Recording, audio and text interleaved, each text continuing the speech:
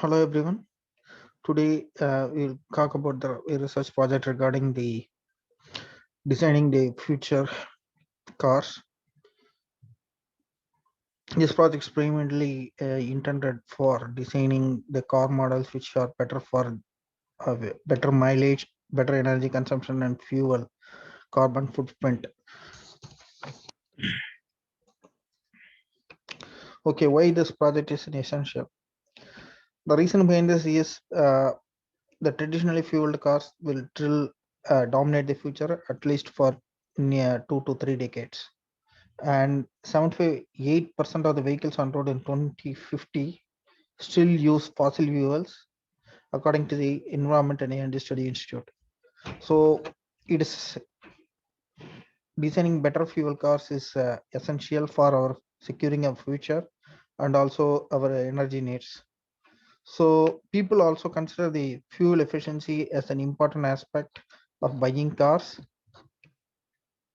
and fuel efficient cars save money, environment, and reduces the climate change and improve the energy sustainability for our future generations. So what are the objectives of this research?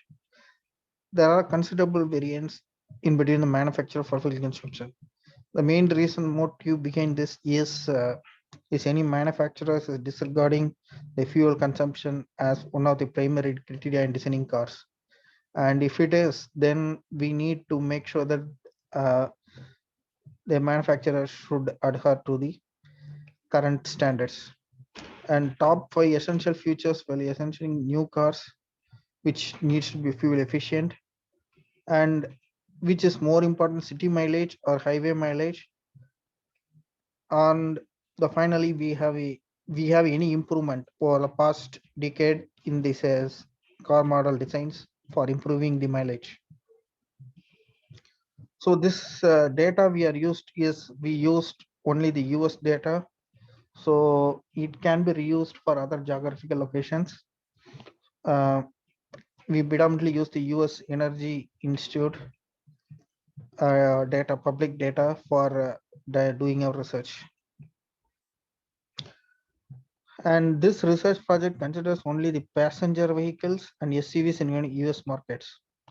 And it only concentrate on the car design. External factors such as the driving habits and geographical locations are not considered in this research.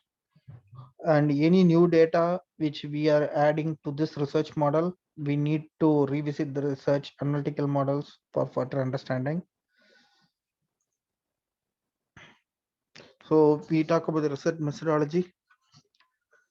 The research methodology is to train multiple models with the multiple sample data sets, uh,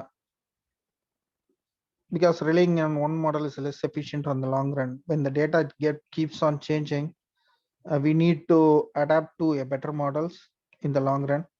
So we need to update the analytical models regularly and make sure that the models are relevant when the new data are added. And also we have compare the analytical model performance for different models for this data and classify the models which provide the better outcomes. There are some privacy and ethical challenges regarding this data.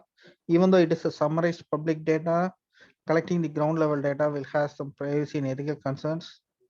So we should stick to the data relevant to only to the vehicle, not the owner or the driver. And the challenge is to collect the data without the privacy and security concerns regarding the car owners. The car data quality for analytics should not be compromised by without compromising the privacy and ethical challenges. There is some data masking and data scrambling techniques which can be used for scrambling the personally identifiable data, such as instead of exact street name, just geographical locality, and instead of race, it would be some X or Y kind of thing. So at the end of the research, we find that the highway mileage is more correlated with the overall mileage. The engine design and the number of cylinders are significant contributors to the increased fuel consumption. The engine design correlates to the 76.5% for the car mileage. So whoever who wants to improve the car mileage would should focus on the engine design and the fuel injection technologies. They can achieve more than 50% of the mileage by concentrating on the engine alone. And also the number of cylinders, which also a part of engine design, but that is also a major factor in increasing the car fuel economy. So we should limit the number of cylinders minimum as minimal as possible. And the general theory, generalized engineer model provides a statistically better predictions than the other models. And the final thing, there is no significant improvement in the mileage over the latest design models despite the hybrid cars. So there is no significant improvement in the improvement in the car mileage. And car model like either sedan SUV doesn't have much impact on the fuel efficiency. So if we have an efficiency with the lesser car engine, then it will have or a mid-size SUV will not have much impact on the fuel economy. So people who wants a mid-level SUV can still purchase it, and it will provides a better fuel efficiency similar to the uh, sedan or any car models. So here is the correlation attributes at the final end. So cylinder and engine are negatively correlated and highway mileage are positively correlated. The hybrid model here will still have some potential contribution to the increased fuel efficiency, but it is not much. It is 0.27%. So it is basically 27%.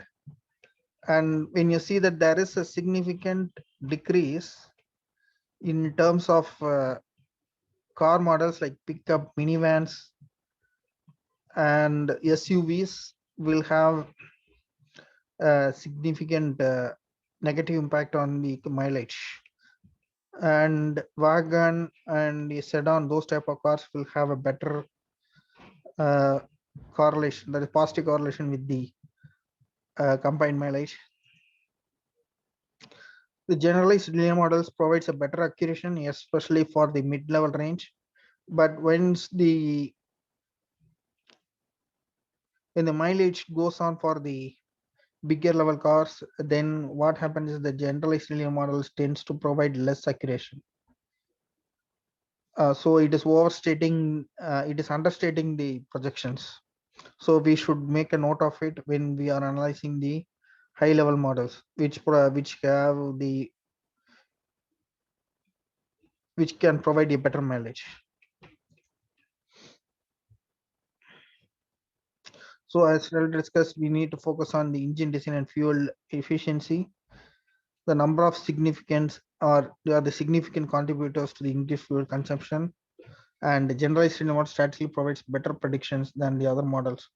Even though it provides better predictions than other models, we should make sure uh, we should train the other models as well periodically with the sample data to make sure that the analytical models which are using is relevant. The conclusion is this research has bring crucial insights to Ford and other US auto manufacturers.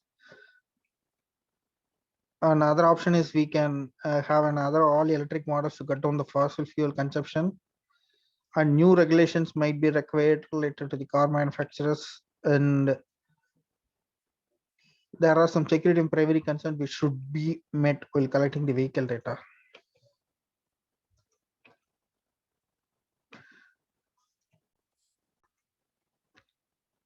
Thank you all. Have a nice day.